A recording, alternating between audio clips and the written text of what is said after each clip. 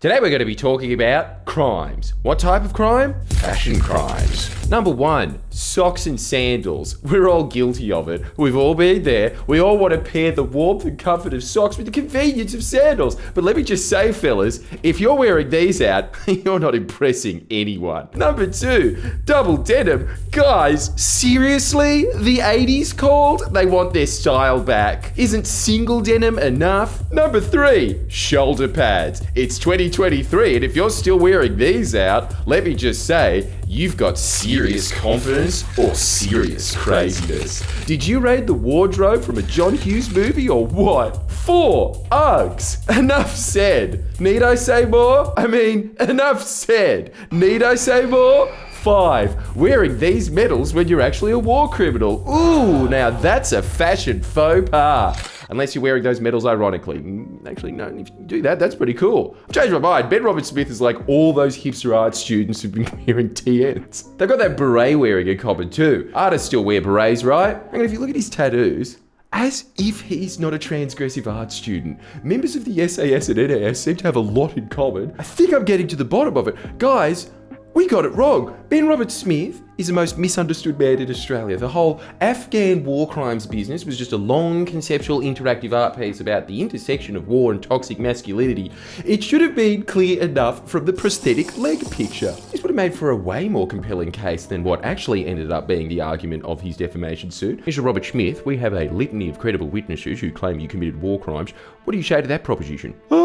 They're just jealous of my mad medals. In case you missed it, recently we got the results of one of the most consequential court cases in Australian history. John Barilaro will have to pay 10.5k to Matty Costello for breaking his camera. Oh, and another less important one came to a conclusion recently, I guess. The Channel 9 newspapers ran investigations accusing Australia's most decorated soldier, Ben Robert-Smith, of committing war crimes during his time in Afghanistan. Ben then sued them for defamation. Years later, and tens of millions of dollars spent, the judgment comes back.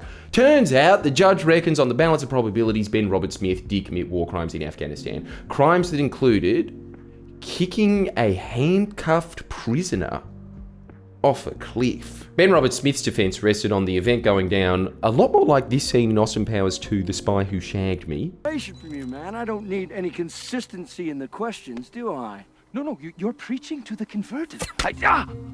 Well, if I'm preaching to the converted, then why are you being so slavish to the 3-question form is my question. You're not even looking at me, man. Now you're just being rude, you know what I mean? You're not listening, man. Oh, crikey. Just joking. And what a joke! Subtle, multi-layered, dry, and tasteful. Just like the flavours added to beer when you drink it from the prosthetic leg of some guy you machine gunned down. You've most likely heard of all the Ben Robert-Smith shenanigans, as there has been a massive self-congratulatory media swarm over the defamation case victory. And I want to add to that congratulations. Well done, Channel 9. That is the best thing that you've done since the Hey Hey It's Saturday days. Remember when Dickie D jumped out of the plane? I'll come and get you.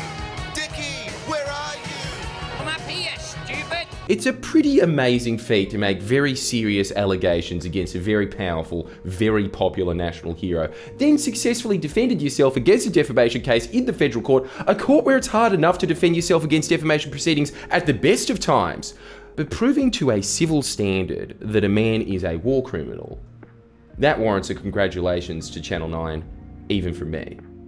But if you really wanted to be in my good books, you should have made Dickie Nee your barrister. Justice Pasanko, Justice Pasanko. What is it now, Dickie? Oh, why are you calling me a Dickie? Ben's in the room. Oh, shut up, Dickie. Come on, Channel 9 mini-series. Dickie Nee, KC. If I could, I'd do it, but unfortunately, you own the rights, 9. Ball's in your court. This entire ordeal, though, did get me thinking, what about David McBride? I've made lots of videos about him before, but if you're a fake fan and you haven't watched them, actually, I don't even know if you deserve an explanation at this point, to be honest.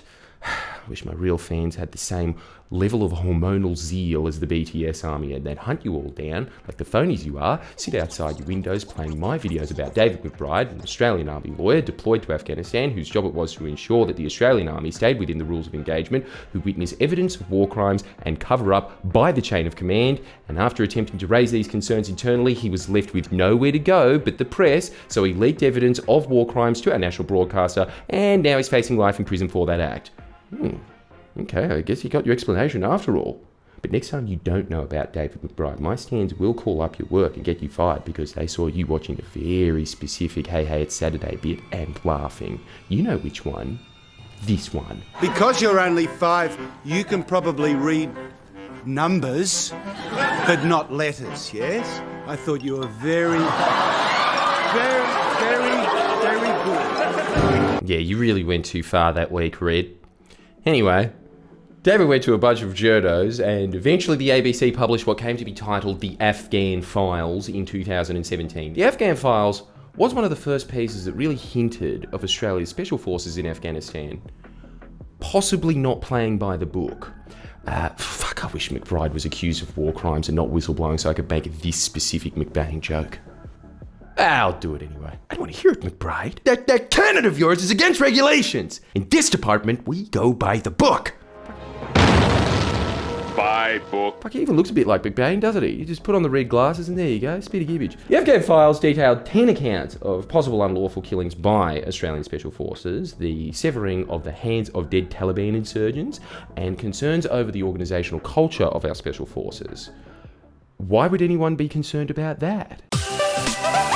The Afghan Files were published well before any of the Channel 9 stories about Ben Roberts-Smith, but like the Ben Roberts-Smith articles, the Afghan Files resulted in some pretty dramatic legal cases, starting with the Australian Federal Police raiding the headquarters of the ABC in June of 2019, which of course there was quite a bit of concern in the media about that, but that concern died down after the AFP confirmed that they would not be going ahead with the prosecution of the journalist who broke the story, Dan Oakes. But the AFP was still going ahead with the prosecution of David McBride. You'd think that would warrant even a fraction of the same righteous filibustering about press freedom that the Ben Roberts-Smith defamation case resulted in. But in what I think is a real scandal and indictment on the ABC, they've basically left their main source for one of the first stories that shone a light into Australia's conduct in Afghanistan out in the cold, facing life in prison, virtually silent about his plight.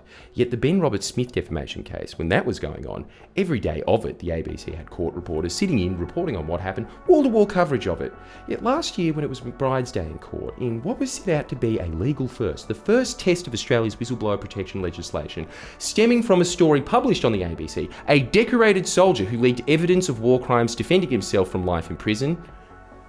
I mean, it sounds like a pretty sexy story to me. So I was there. You know who wasn't?